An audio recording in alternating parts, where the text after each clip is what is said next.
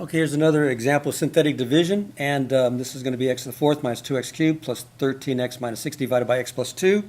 And remember, our divisor is got to be in the form, our binomial is in the form of x minus c. So in this case, c will be negative 2. X minus negative 2 is x plus 2. So then we just write down our coefficients. So of x to the fourth, the coefficient is 1. X to the third, it's 2. And we don't have an x squared, so we have to put a placeholder there.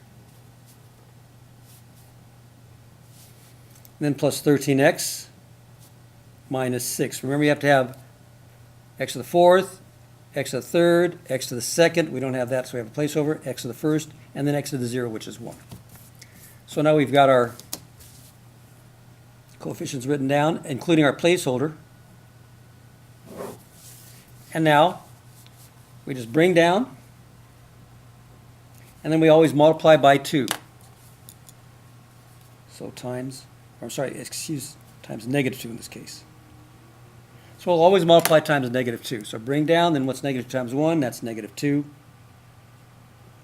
And that's going to be what? Negative, when then we add, negative 4. Then we multiply by negative 2, and that's going to be positive 8. Then we add, we have positive 8. Then we multiply that by negative 2, and we're going to have negative 16. And we add, we end up with a negative 3, then we multiply that by negative 2, and we have positive, and negative 2 times a negative 3 is a positive 6. And this is going to be a remainder, and our remainder is 0.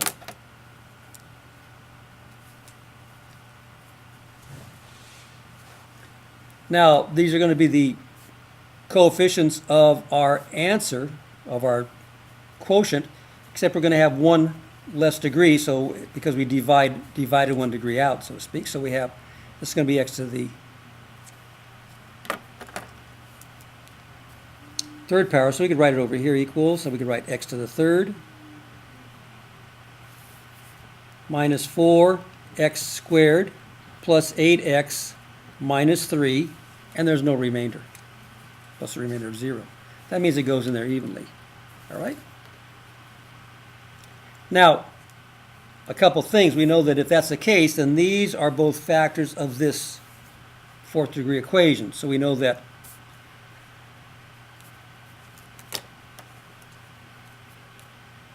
x to the fourth minus 2x to the third plus 13x minus 6 equals,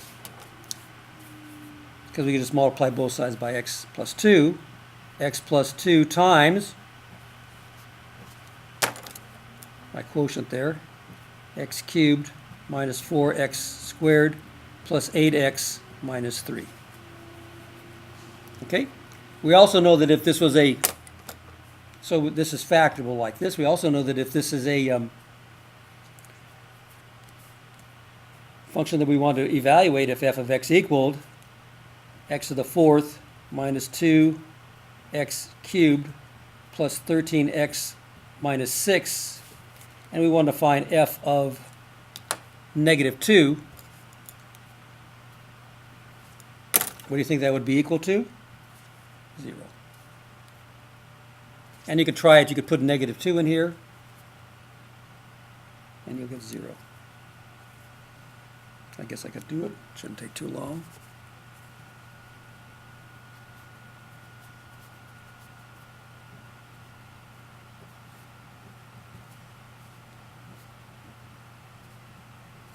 It might take long.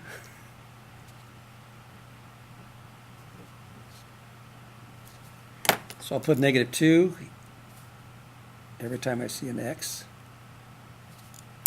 And 2 times 2 is 4, times 2 is 8, times 2 is 16, so that's going to be positive 16. Because a negative times a negative times a negative times a negative is positive. Negative 2 cubed is going to be negative 8. Times a negative would be another positive 16. Sorry, negative 8 times a negative 2. So negative 2 cubed is negative 8 times negative 2 is positive 16. And this is going to be negative 26, and this is going to be negative 6. And 16 plus 16 is 32. And negative 26 and negative 6 is negative 32. So it does indeed equal 0. So you see it works out. Okay? So again, that's like synthetic substitution. We get 0. And it's probably a lot easier to do this than, especially when they have real higher powers and bigger numbers, like 5 to the 4th, that'd be a pretty big number. Okay? So remember the placeholders. Remember the fact that if our remainder is 0, we have factors of our original dividend.